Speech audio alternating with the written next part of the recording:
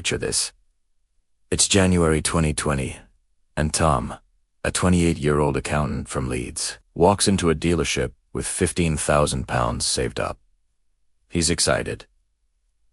He's been planning this for 2 years. The car he wants, a nearly new Volkswagen Golf, is listed at £14,500. Perfect. He test drives it, loves it, but decides to sleep on it. "I'll come back next week," he tells the salesman. Smart, responsible decision-making, right? Tom never bought that car. Not because he changed his mind, but because by the time he returned, everything had changed. Within months, that same Golf was £16,000. Then £17,500. Then £19,000. Today, in late 2024, an equivalent model costs £23,000.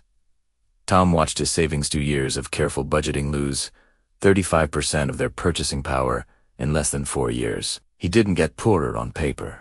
His bank account still shows £15,000. But in the car market, he might as well have lost £5,000 in cash.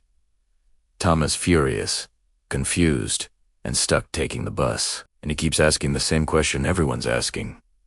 How did this happen so fast? I've got the same money I always had. Why can't I afford anything anymore? Here's the answer nobody wants to hear. When inflation hits an economy, it doesn't hit everyone equally. Some people feel it as a gentle breeze. Others get hit by a hurricane. And if you're trying to buy a car, whether new or used, you're standing directly in the path of that hurricane. You're not imagining it. You're not bad with money. The system is designed to hit you first, hardest, and repeatedly. And today, I'm going to show you exactly how this mechanism works. Why car buyers are always the first casualties of inflation, and why this pattern will keep repeating unless something fundamental changes. Let's start with the basics. Inflation means prices go up. Everyone knows that. A loaf of bread that cost £1 now costs £1.20. Petrol that was £1.20 per litre is now £1.50. Annoying, but manageable. You adjust your budget, cut back on other things. Cope. But cars aren't like bread or petrol. They're the second largest purchase most people ever make after a house. And that changes everything. When the Bank of England reported that UK inflation hit 11.1% in October 2020, to the highest in 40 years, people panicked about grocery bills. But here's what the headlines missed. Car prices weren't rising at 11%.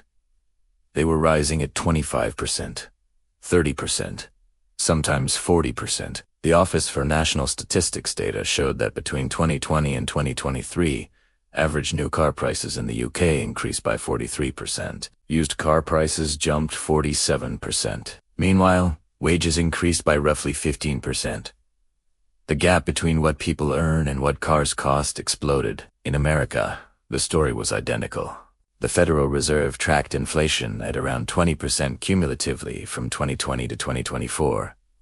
But automotive prices, the average new car price went from $33,000 to $48,000, a 45% increase. Used cars followed the same trajectory. This wasn't inflation. This was a specific, targeted assault on anyone trying to buy transportation. Why do cars get hit so much harder than everything else? The answer is complex, but it starts with raw materials. A car isn't one thing, it's thousands of components assembled from dozens of materials sourced from all over the world. Steel, aluminum, copper, rubber, plastics, glass, electronics, fabrics. When inflation hits, every single one of those input costs rises. And unlike a bakery that might absorb a 10% increase in flour costs to keep customers, car manufacturers can't absorb 30% increases across hundreds of materials. They pass every penny to consumers. Bloomberg reported that steel prices doubled between 2020 and 2022. Aluminum increased by 60%. Copper shot up 80%. Palladium, essential for catalytic converters, hit record highs. These aren't abstract commodity prices. They're the literal building blocks of your car. When steel doubles in price, a car with 900 kilograms of steel just got 450 pounds more expensive in materials alone. Multiply that across every component, and you see why prices exploded. But raw materials are only the beginning. Next comes energy costs. Manufacturing a car requires enormous amounts of energy. Factories run 24/7. Robots weld. Paint booths cure.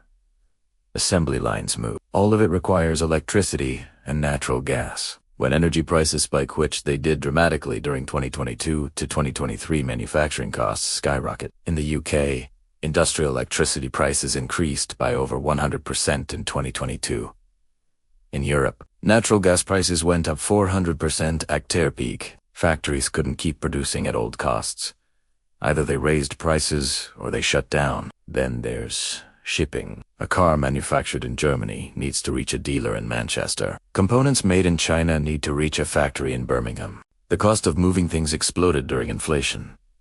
Container shipping rates increased by 500% during the pandemic. Trucking costs doubled. Even as shipping rates later declined, they never returned to pre-inflation levels. The International Chamber of Shipping reported that global logistics costs remained 40% above 2019 baselines. Every car you see on a dealer lot absorbed those costs. Now, here's where it gets worse for car buyers specifically.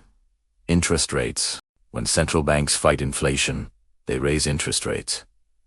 It's their primary weapon. Higher rates make borrowing expensive, which theoretically reduces spending, which should cool inflation. Makes sense. Except if you're buying a car, you just got destroyed. Most people can't afford £25,000 in cash. Finance. And when interest rates go from 2% to 8%, the cost of that finance explodes.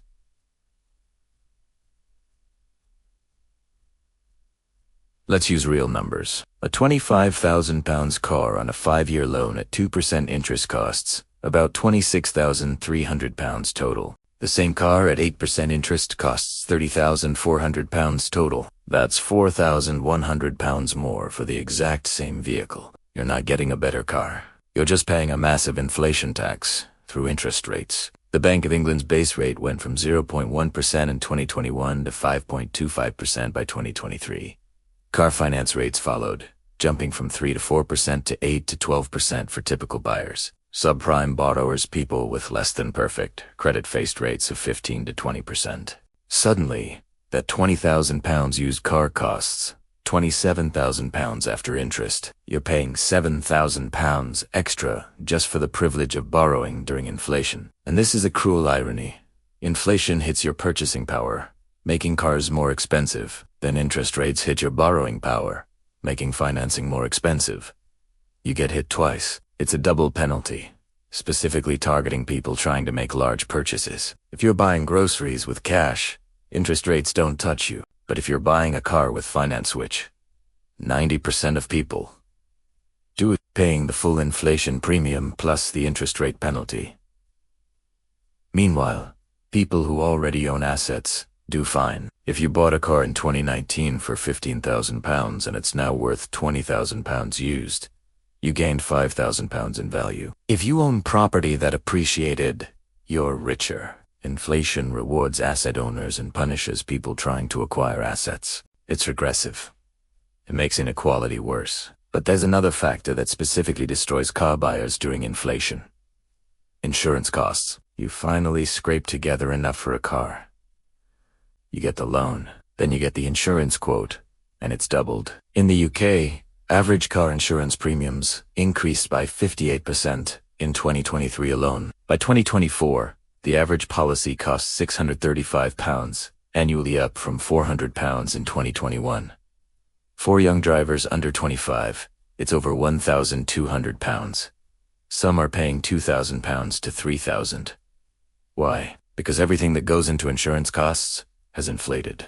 Car repairs cost more because parts cost more. Labor costs more because wages increased. Replacement vehicles cost more because used car prices exploded. Insurance companies aren't being greedy. They're passing on costs. But from a buyer's perspective, it's another massive hit. You budget for the car payment, then insurance destroys your math. And we haven't even mentioned fuel yet. Petrol prices in the UK hit £2 per litre during 2022's peak, double the 2020 price. Even after declining, they're still around £1.45 to £1.50, far above historical norms. So you're paying more for the car, more to finance it, more to insure it. and more to run it. Every single aspect of car ownership became more expensive simultaneously. The total cost of running a car in the UK increased by approximately 40% between 2020 and 2024, according to RAC analysis. Someone spending £3,000 annually on car costs in 2020 is now spending £4,200 for the exact same usage. That's an extra £1,200 per year extracted from household budgets. For a family earning £35,000, that's 3.4% of their entire income just. The increase in car costs, not the base cost. This is why inflation hits car buyers first. It's not one thing, it's 10 things happening simultaneously, all converging on this one purchase. Raw materials, energy, shipping, interest rates, insurance, fuel. Every component of car ownership inflates faster than general inflation because cars sit at the intersection of every inflated sector. But here's what makes it truly devastating. Cars are non-negotiable for most people. In cities with excellent public transport, London, Manchester's centre, you can survive without a car. But for the 80% of Britons living outside city centres, cars aren't luxury. They're mandatory. You need them for work, for childcare, for groceries, for life. You can't opt out of car ownership the way you can opt out of restaurants or holidays. This creates a trap. Inflation makes cars unaffordable. But you need a car, so you go deeper into debt, accept worse terms, stretch your budget dangerously thin. The Institute for Fiscal Studies found that British households now allocate 16% of their income to transportation, up from 11% in 2010. That's money not going to savings, not going to homes, not going to retirement. It's extracted by an inflationary system that hits car buyers first, and it's getting worse. The UK government's push toward electric vehicles adds another layer. EVs cost £35,000 to £45,000 minimum for anything decent. Even with grants and incentives, they're far more expensive than equivalent petrol cars. The justification is lower running costs. Electricity is cheaper than petrol.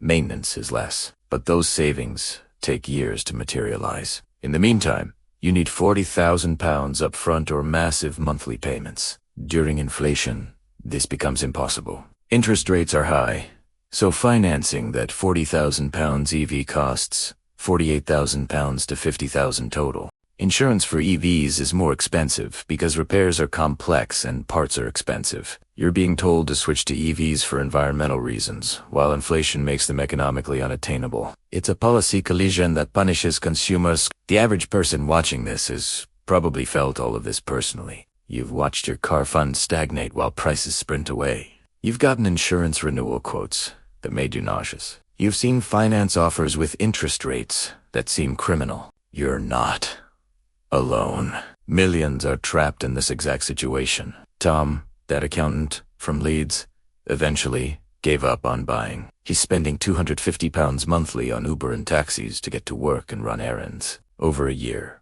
that's £3,000. He could have financed a car for similar monthly costs, but the upfront bet is deposit, insurance, registration are too high. Inflation didn't just make cars expensive, it made them psychologically unattainable. The goalposts keep moving faster than he can run, and this pattern repeats every time inflation spikes. In the 1970s, car prices exploded during stagflation. In 2008, the financial crisis triggered similar dynamics. Now it's happening again, but worse because cars are more complex, more expensive to build, more dependent on global supply chains. Each inflation cycle hits car buyers harder than the last. The question is, what can you do about it? The depressing answer is, not much individually. You can't control Bank of England interest rates. You can't negotiate steel prices.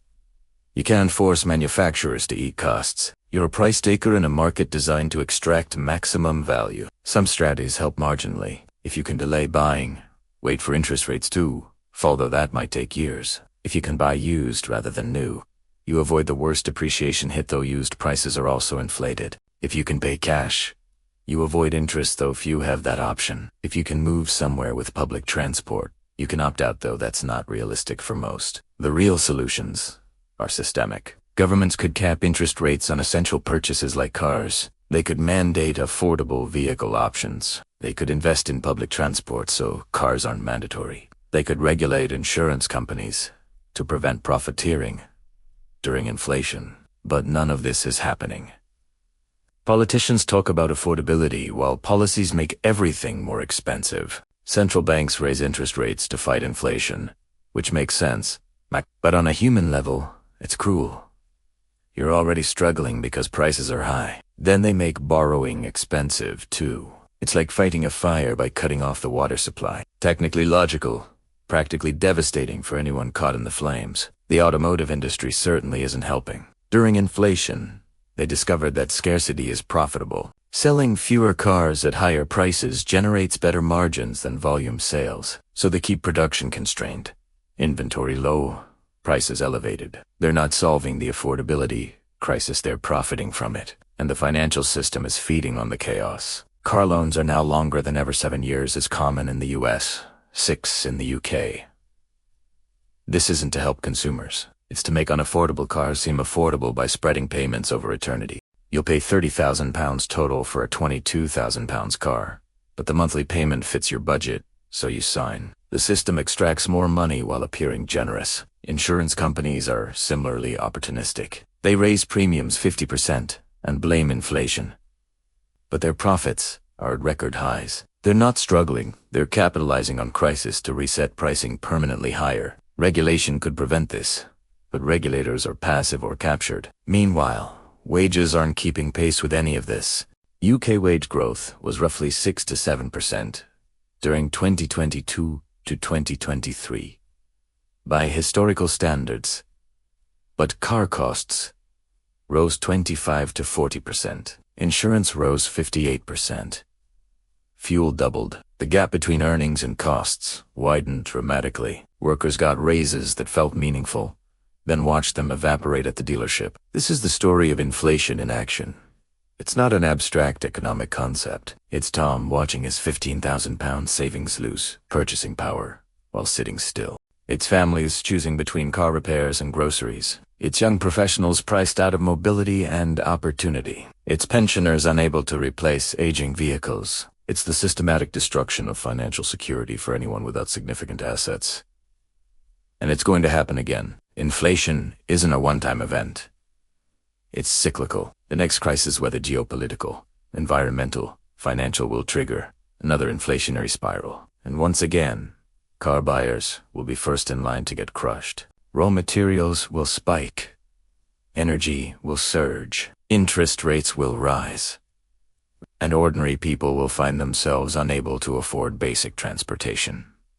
The system is designed this way, not through conspiracy, but through the natural mechanics of capitalism during crisis. Cars sit at the intersection of manufacturing, energy, logistics, finance, insurance, every inflated sector. When inflation hits, car buyers absorb costs from all directions simultaneously. There's no shield, no protection, no escape. Tom is still taking the bus. His £15,000 sits in a savings account, earning 4% interest, while inflation runs 6%. He's losing money in real terms. He could invest it, but he's afraid of losing more. He could spend it on something else, but he needs a car. So he waits, hoping for a miracle that won't come. This is what inflation does. It doesn't just make things expensive. It destroys dreams, limits opportunities, extracts wealth, and reinforces inequality. And car buyers, people just trying to get to work, transport their families, live normal lives, they feel it first, hardest, and longest. The question isn't whether you'll be hit by the next wave of inflation. The question is, how will you survive when you are